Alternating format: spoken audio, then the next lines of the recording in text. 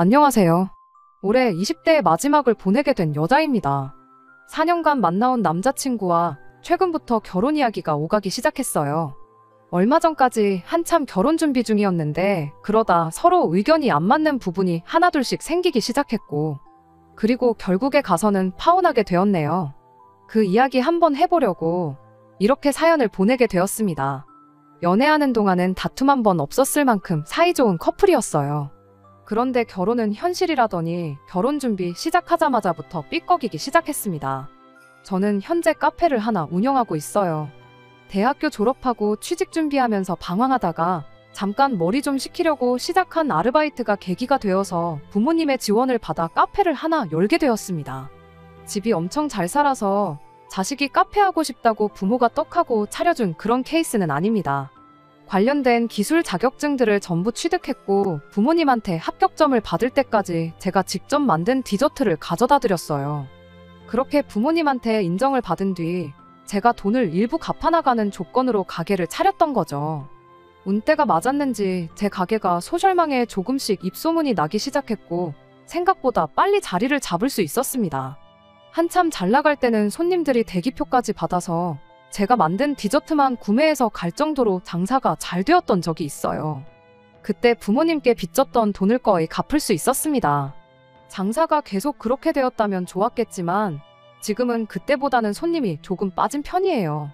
먹는 것도 유행이 돌고 도는 거니까 트렌드에 뒤지지 않게 계속 노력하고 있고, 지금은 그래도 다행히 가게가 완전히 자리를 잡아서 직원 2명 쓰면서도 평균적으로 매달 500만 원 정도를 벌고 있습니다. 일단 7일 내내 장사를 하다 보니 딱히 돈 쓰러 다닐 시간도 없어서 어느덧 제 통장에는 1억 5천이라는 큰 돈이 모여 있었습니다. 제 남자친구의 경우에는 현재 대기업을 다니고 있어요. 연봉은 9천 정도 받고 있고 현장직이다 보니 정년까지도 문제없다는 식으로 늘 저에게 그렇게 말을 했었습니다. 모아놓은 돈은 8천만 원으로 저보다 액수 자체만 두고 본다면 적은 편이긴 하지만 출퇴근용으로 차 한 대 가지고 있고 연봉 9천이면 저보다 벌이가 조금 나은 편이니 그렇게 큰 차이가 난다고 볼 수는 없겠네요. 둘이 서로 좋아서 결혼하는 건데 내가 모은 돈이 얼마, 내 월급은 얼마 이런 거 따질 필요까지 있나 싶지만 결혼이라는 게 마음만 가지고 결정할 만큼 쉽게 정할 일은 아니잖아요. 사실 벌이랑 모아놓은 돈만 가지고 말해서 그렇지 따지고 보면 저는 제 이름으로 가게가 있기 때문에 권리금이랑 이런 거 따져보면 솔직히 당장만 두고 보면 남자친구보다 훨씬 더 해오는 거나 마찬가지거든요. 그런데 그런 건 생각도 안 하고 사소한 거 하나하나 따지고 들기 시작하니까 연애할 때랑은 다르게 사소한 걸로 자꾸 다투게 되더라고요. 그야 연애할 땐 그런 조건 같은 거 서로 알 필요도 없었던 걸 테니 어찌 보면 당연한 일이긴 한 것 같네요. 자랑하려는 건 아니지만 말씀드렸다시피 저희 부모님이 경제적으로 적당히 여유가 있는 편이세요. 두 분 노후 준비도 다 끝나 계신데 저희 아버지는 아직도 경제활동을 하고 계시지요. 제 위로 오빠가 한 명 있는데 이미 결혼을 했다 보니 더 이상 크게 돈 들어갈 일도 없으시고요. 제가 결혼하면 오빠랑 똑같이 해주신다고 하긴 하셨는데 그 돈은 이미 따로 준비가 다 되어 있는 상황이기까지 합니다. 그래서 제가 여태껏 모아놓은 돈이나 가게를 제외하더라도 당장 결혼한다 하면 부모님께 2억 정도를 받아올 수 있는 상황이에요. 남자친구 부모님은 저희 부모님과 동년배의 분들이십니다. 그런데 경제활동을 따로 안 하고 계세요. 그 이유가 참 어이없는 이유였습니다. 아들이 좋은 직장에 높은 연봉 받으면서 일하는데 더 일할 필요가 뭐가 있다면서 그렇게 바로 은퇴를 하셨다대요. 그래서 남자친구가 현재 집안의 가장 아닌 가장이 되어 있는 상황이고요. 그 이야기를 들으니 거의 한 달에 600 가까운 월급을 받으면서 모아놓은 돈이 그것밖에 안 되는 이유가 왜였는지 알겠더라고요. 월급도 월급이고 대기업이니만큼 해마다 성과급도 있을 텐데 모르긴 몰라도 600만 원만 받는 게 전부는 아닐 거라는 확신도 있는데 그런데도 모아놓은 돈이 그 정도라는 건 뭔가 이유가 있어서 그런 거였겠죠. 아무튼 그거야 여지껏 그래왔으니 되돌릴 수도 없는 거고 그냥 묻고 가려고 했어요. 대기업 들어갈 만큼 기술을 배울 때까지 남자친구가 부모님 도움을 받았을 거 아니겠나요. 저 또한 가게를 부모님 돈으로 차렸었고 그 돈을 갚았으니 남자친구 또한 부모님께 받은 만큼 갚은 거라 생각하기로 했어요. 제 나름대로 그동안 어떻게 해왔는가가 중요한 게 아니라 앞으로 우리가 어떻게 사느냐가 중요한 거라고 생각했던 거죠. 그런데 남자친구는 우리가 앞으로 결혼을 하더라도 부모님 생활비는 자기가 계속 챙겨드리고 싶다고 하네요. 그동안은 자기가 자리를 잡을 수 있게 도와주셨던 걸 갚는 거라면 결혼하고 나서 드리는 돈은 자기를 이 세상에 태어나게 해주고 여지껏 키워주신 은혜를 갚는 거라는 겁니다. 은혜 갚는 게 나쁘단 건 아니지만 돈으로 환산할 수 없는 걸 두고 갚겠다고 드니 마음이 답답했죠. 그래도 두 사람 월 수입을 합치면 한 달에 이미 1,000만 원이 넘어가 버리기 때문에 그 정도 생색은 내도 되겠다 싶었습니다. 그래서 고민 끝에 남자친구에게 그렇게 하자고 대답을 해줬지요. 자기가 먼저 그렇게 하겠다고 한 거 그렇게 하라고 대답했을 뿐인데 남자친구는 고마워하는 게 아니라 진짜냐고 하는 듯한 표정으로 살짝 당황부터 해왔어요. 그 반응이 참 의아했는데 알고 보니 다른 꿍꿍이 속이 있었던 거였습니다.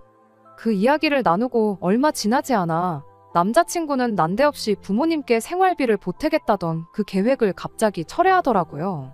무슨 바람이 불어서 저러나 했는데 생활비를 보태는 것보다 한 집에 같이 모시고 사는 게 어떻겠냐고 물어왔어요. 솔직히 매달 거의 200만 원 가까운 돈을 생활비로 드리겠다고 했을 때 거절에 마땅한 걸 그렇게 하라고 했으니 저는 할 만큼 그 이상을 해준 거라 생각했거든요. 그런데 남자친구는 그런 말도 안 되는 부탁을 허락해주니 지 딴에는 제가 마치 자기가 부탁만 하면 원하는 대로 다 들어주겠다 그렇게 생각했는가 봅니다. 저를 완전 호구로 봤던 거죠. 당연히 제가 그러자고 대답하는 줄 알았나 본데 제가 당장에 냉랭한 반응을 보이기 시작하자 남자친구가 합가를 해야 하는 이유라며 저를 설득하기 위해 제 앞에 되도않는 이야기를 꺼내기 시작했어요. 일단 공평한 결혼을 하기 위해서라면 출퇴근 거리부터 생각해봐야 한다는 말부터 꺼내더라고요.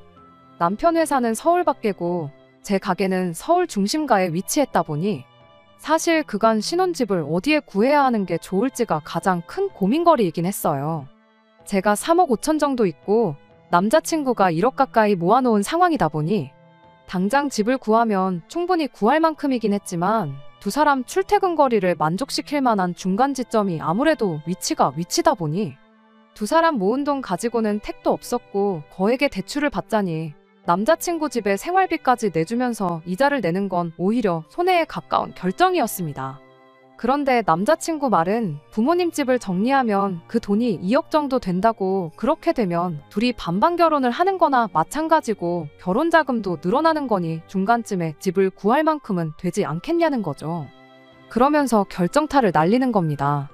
부모님한테 앞으로 생활비를 보낸다면 100세 시대인 걸 감안해서 앞으로 40년 그걸 총액으로 다시 계산해보면 거의 10억에 가까운 돈이 들어갈 거라는 거죠. 그러니까 따지고 보면 생활비 안 드리고 부모님 집 팔아서 결혼하는 게 저한테 있어서 12억이나 이득을 보는 일이라는 거예요. 무슨 할머니들 등쳐먹는 약장수 같은 소리를 하고 있냐고 말도 안 되는 소리 하지 말라고 했어요. 결혼하자마자 시부모를 모시고 살게 생겼는데 그게 어떻게 어딜 봐서 공평한 반반 결혼이냐고요. 지나가는 개가 들어도 내가 손해인 거 알겠다고 아무나 붙잡고 그게 진짜 공평해 보이는지 한번 알아보라고 했죠. 그랬더니 남자친구가 한다는 소리가 그러면 우리는 주말 부부를 해야 한다는 거예요. 자기는 부모님 집에서 출퇴근하면 훨씬 덜 피곤하고 좋은데 저 때문에 안 그래도 일하느라 지친 몸 출퇴근하다가 몸이 축나겠다면서요. 그러니 집은 제 돈으로 제가 편한 데에다가 얻고 그리고 우리는 결혼해서 주말 부부를 하자는 겁니다. 공평하게 한 주는 자기가 올라오고 한 주는 제가 내려가고 하는 식으로 하자는데 이 인간한테는 공평하다는 말이 자기가 무조건 유리하게 만드는 상황을 두고 하는 말처럼 느껴졌습니다. 주말에만 얼굴 보고 살면 괜찮겠냐며 협박 아닌 협박을 하는 꼴을 보고 있자니 저도 슬슬 인내심의 한계가 오기 시작했지요. 주말 부부 할 거면 지금 연애하는 거랑 뭐 딱히 달라지는 거 있냐고요. 내가 내 돈만 가지고도 충분히 독립해서 살 수 있는 상황인데 굳이 결혼해서 시어머니까지 모시고 살 이유가 있어 보이냐고 남자친구한테 되물었습니다. 그랬더니 남자친구가 이리 말하더군요. 그럼 제 돈으로 집을 하나 구해서 그 집에 자기 부모님이 살게 하면 어떻겠냐는 겁니다. 우리들은 근처에 전세 얻어서 신혼살림 차리는 쪽으로 하고요. 그렇게 되면 부모님이 가까이 사는 만큼 우리 집에 자주 들릴 수 있게 될 텐데 그럼 어머니가 일하느라 바쁜 우리 대신에 집안일도 대신해주고 그러시지 않겠냐. 그럼 우리도 따로 월급 주듯이 드릴 수 있지 않겠냐는 거죠. 게다가 그렇게만 해주면 자기 부모님 집은 집대로 남아있어서 두 분 노후 대책으로 쓸 수도 있지 않냐는 겁니다. 어이가 없어서 번거롭게 내 돈으로 집을 구해서 당신 부모님을 살게 할 이유가 있냐고. 그리고 현찰 자체만 두고 보면 내가 훨씬 많은데 내 돈으로 신혼집을 구하고 당신 돈으로 부모님이 새들어 살 집을 구하는 게 이치상 맞지 않냐 따졌어요. 그랬더니 남자친구가 한다는 소리가 원래 결혼할 때 집은 남자가 해오는 거 모르냐고.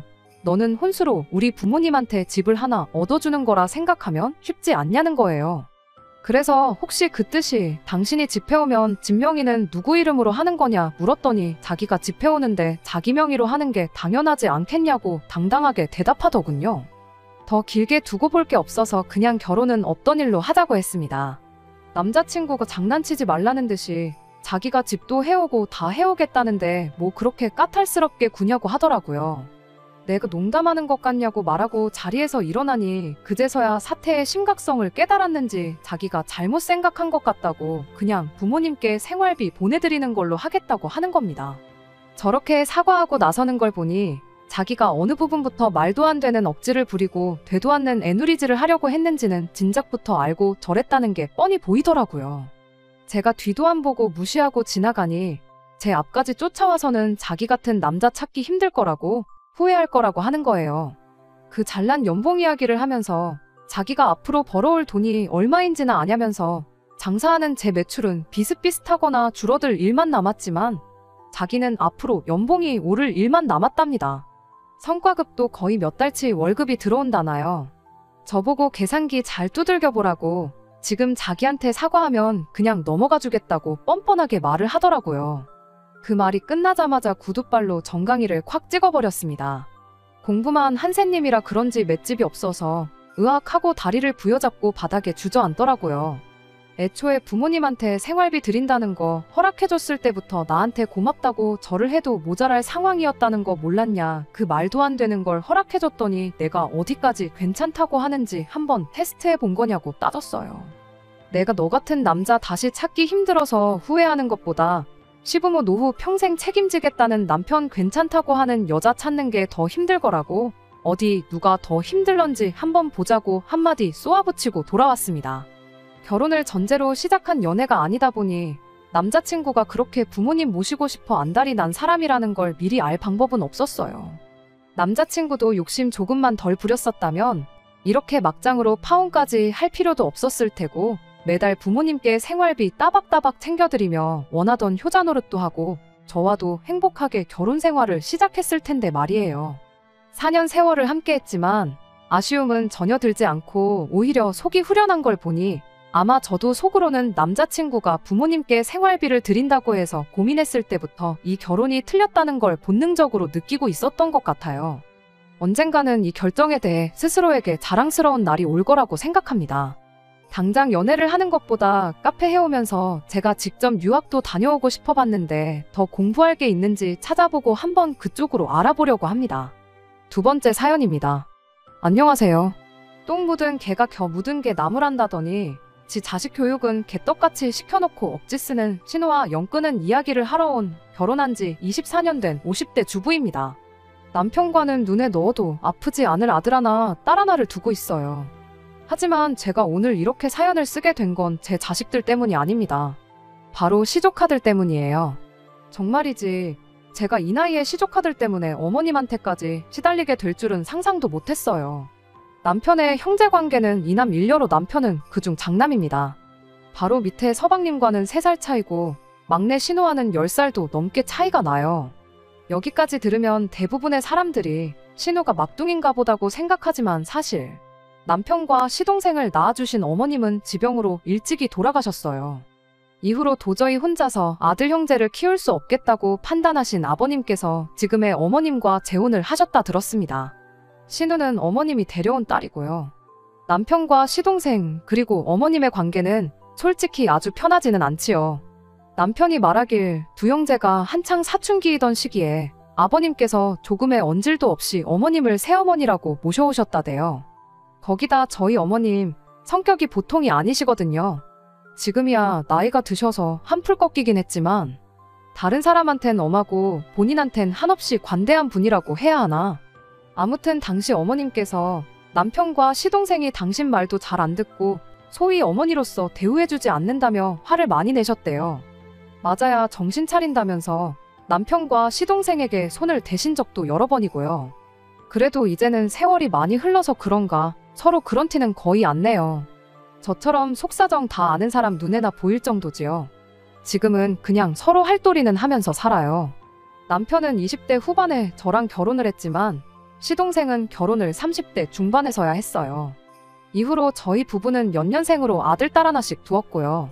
저희 아들은 올해로 22살로 군입대를 앞두고 있는 대학생이에요. 딸은 21살로 미국에 있는 대학으로 편입 준비를 하고 있지요. 그리고 시동생에게는 이제 13살이 된 아들이 하나 있습니다.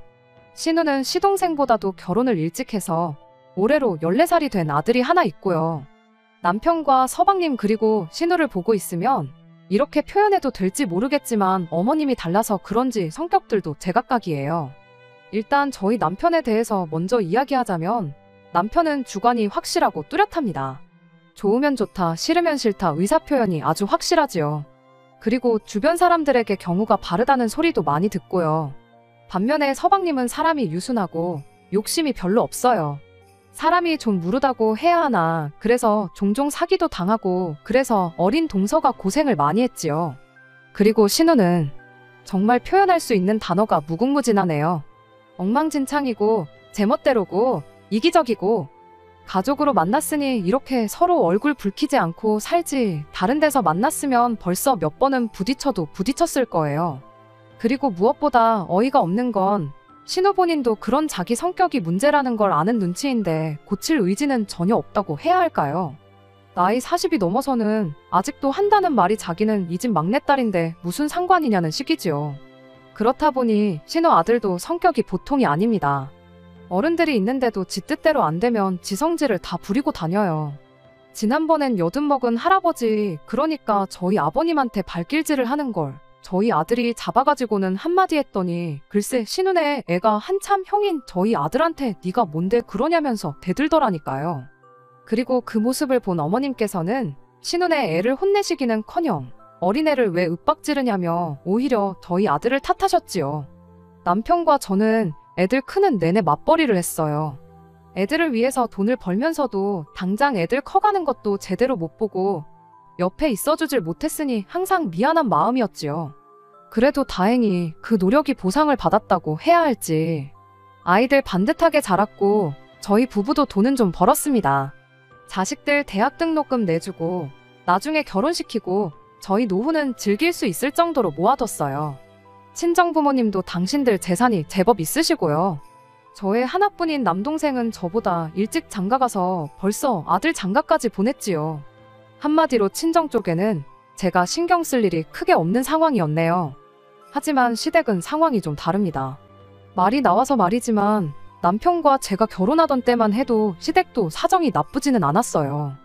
그런데 저희 애들 한참 크던 시기에 어머님이 아버님 몰래 주식을 하셨나 그래서 재산을 엄청 잃으셨지요.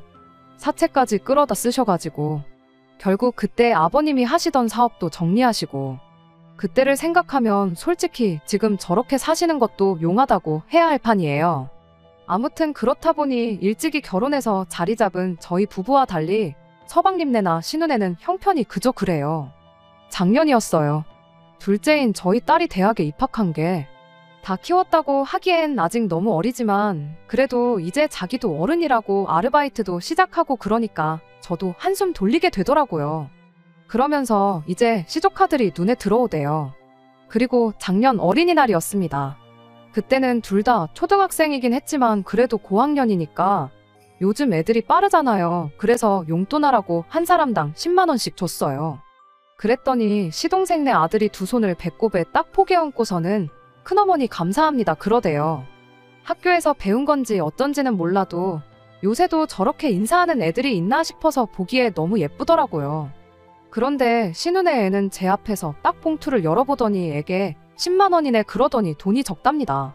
그리고는 제 앞에 봉투를 던지듯 놓더니 더 줘 이러는 거예요. 더 주세요도 아니고 더 줘 딱 두 글자요. 그리고 어쩜 애가 그런 표정을 지을 수 있는지 저 정말 깜짝 놀랬어요. 화도 났고 동시에 싫다는 애 어르고 달래면서까지 용돈을 쥐어줘야 하나 싶더라고요. 그리고 딱 보니까 저희 남편도 화가 단단히 났더라고요. 곧이어 남편이 신우네 애가 집어던진 돈 봉투를 집어들더니 그걸 시동생네 애한테 줬습니다. 이것도 너가 져라 하니까 그제서야 신우네 애가 자기 건데 왜 걔를 주냐면서 내놓으라고 땡깡을 부리대요.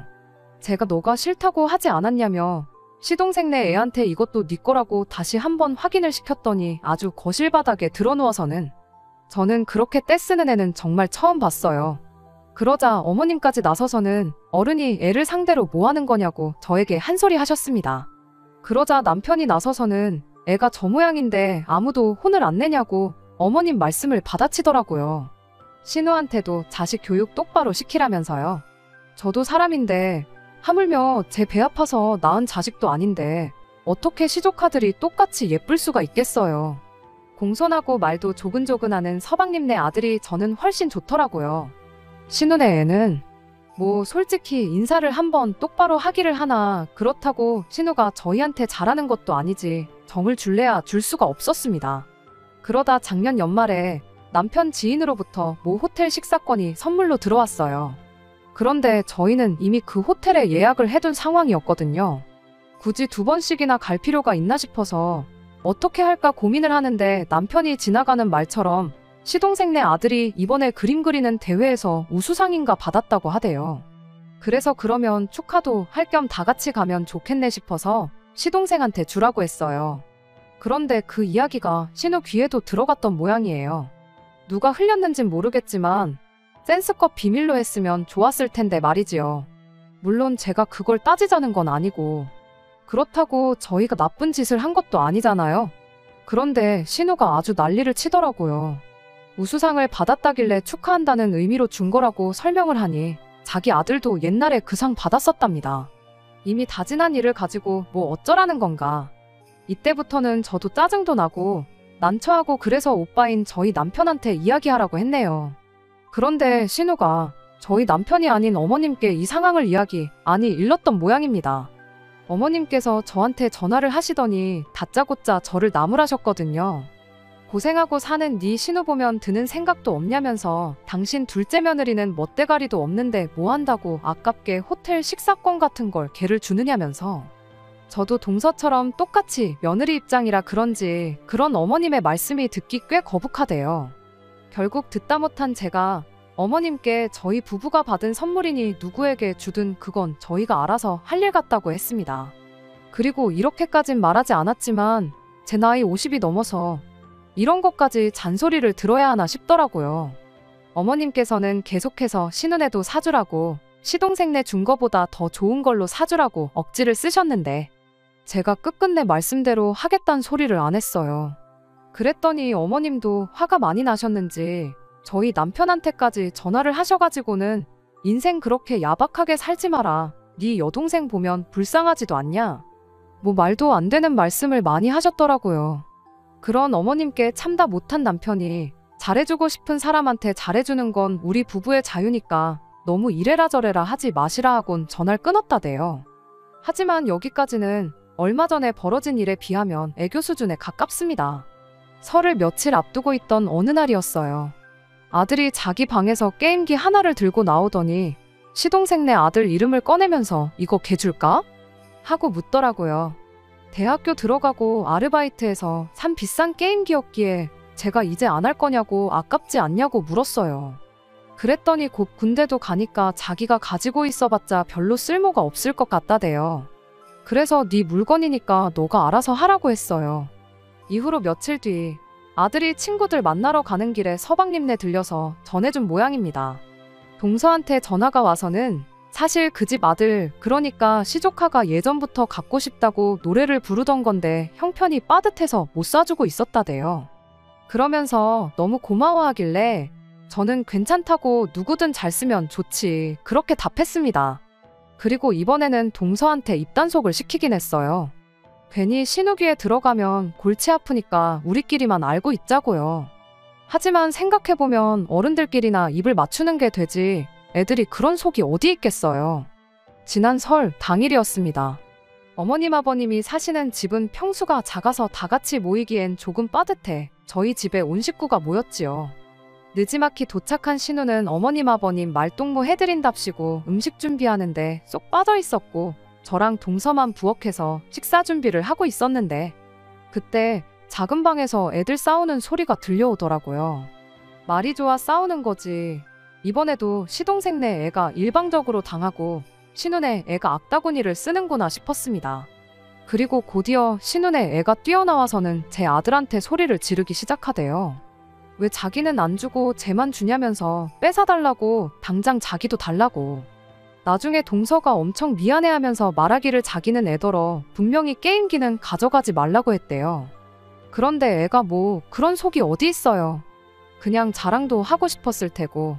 기어이 게임기를 챙겨와서는 방에서 몰래 게임을 하다가 신우네 애한테 딱 걸렸던 거지요. 아무리 그래도 그렇지. 신우네 애 고작 14살인데 22살 먹은 형인 저희 아들한테 야 너 소리는 기본이고 지 기분 나쁘다고 계속 찾아가며 욕을 하는데 기도 안 차대요. 그런데 신우는 그런 애한테 따끔하게 야단을 치기는커녕 자기까지 나서서는 저희 애한테 뭐라고 하는 겁니다. 형이 돼가지고 동생들 차별이나 한다면서 급기야 어디서 보고 배운 버르장머리냐고 다그치기까지 했지요. 그러자 저희 애도 황당했는지 잠깐 멈칫하더니 곧장 신우더러 고모 말씀이 너무 심하신 거 아니냐고 제 물건인데 제가 누구한테 주던 그게 무슨 상관이냐고 따지더라고요. 그러자 이번엔 어머님까지 가세하셔가지고는 저희 아들을 나무라기 시작하셨습니다. 하는 짓이 어쩌면 인정머리라곤 하나도 없다면서 아주 지 부모들을 쏙 빼닮았다나요. 그때 솔직히 당신 친아들이었어도 저희 남편이나 저한테 저렇게 말씀하실 수 있었을까 싶었지요. 하지만 이런 제 충격과는 별개로 어머님께선 계속 당신이 하고 싶은 말만 퍼부으셨습니다. 그리고는 신우네 애를 끌어안고서는 말 그대로 어구어구 내 새끼 하시더라고요. 그러면서 시동생네 애한테 게임기를 가지고 오라 하시더니 그거 형인 신우네 애한테 양보하라고 하시는 게 아니겠어요? 시동생네 애가 할머니가 형한테 양보하라는데 그 순에 빠진 애가 싫다고 할 리도 없었고 애가 있는 대로 풀이 죽어서는 게임기를 들고 나오는데 차라리 못 준다고 신우네 애처럼 나자빠졌으면 좋겠다 싶대요. 도저히 더는 그 꼴을 볼 수 없었던 제가 결국 어머님께 한 소리 했습니다. 아무리 팔이 안으로 굽는다고 해도 그렇지 사람 마음이 가는 것까지 어머님 입맛대로 하실 수는 없는 거라고요. 나이 차이는 겨우 1살인데 어머님은 보면 모르시겠냐. 시동생네 애는 애가 예의도 바르고 이쁜 집만 골라서 한다. 그리고 시동생뿐만 아니라 동서도 저희 부부한테 얼마나 싹싹하게 잘하는지 모른다고 다다다다 쏘아붙였어요. 그리고 저희 동서 어머님 아버님께도 정말 잘해요. 그저 돈이 좀 없어서 물질적으론 좀 부족할 수 있을지 몰라도 생전 어머님 뒤에서 험담하는 법 없고 시댁일이라면 빼는 법이 없었거든요. 그러자 어머님께서는 기어이 하시면 안 되는 말씀을 하셨어요. 아주 두 형제가 지들끼리만 똘똘 뭉쳐서 불쌍한 당신 딸만 외롭게 한다나 어쩐다나. 그러면서 검은머리 짐승은 거두는 게 아니랍니다. 그 말에 그 순하디순한 시동생까지 발끈하더라고요. 솔직히 어머님이 우리를 뭐 얼마나 챙겨주셨냐면서. 어머님이 저희 집 들어와 사시면서 어디 나가서 돈을 버셨냐. 그렇다고 저희 도시락 한 번을 제대로 챙겨주셨냐. 솔직히 애들 싸움이 순식간에 어른 싸움이 되면서 신우 남편까지 가세해가지고 난장판이 되었습니다. 결국 저희 남편이 한마디 하더라고요. 서로 할도리만 하고 살고 다른 건 간섭하지 말라고요. 내가 이 사람한테 잘해주던 저 사람한테 잘해주던 제3자는 끼어들지 말라고 아주 딱 선을 그어버렸다니까요. 그리고는 신우한테 네 자식 교육 개같이 시키는 건 상관없는데 앞으로 네 자식이 지멋대로 굴어서 어른들이나 사촌들한테 실수를 하면 그건 부모 문제니까 그냥 안 넘어갈 거라고 경고장을 날렸지요. 솔직히 피 한 방울 안 섞이긴 했어도 거의 40년 가까운 세월을 가족이란 울타리 안에서 같이 지낸 사람들입니다. 그런데 그렇게 순식간에 냉랭해지는 걸 보고는 저도 생각이 많아지더라고요.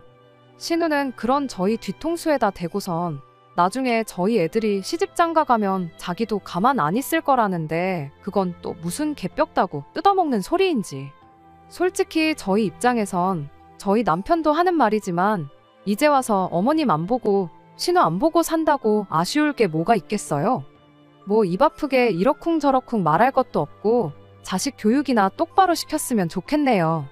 저도 머리가 아파서 더는 신경 안 쓰렵니다. 끝까지 들어주셔서 감사합니다. 오늘의 사연은 여기까지입니다. 구독과 좋아요, 알람 설정 부탁드리고 더 좋은 사연으로 다시 찾아뵙겠습니다. 감사합니다.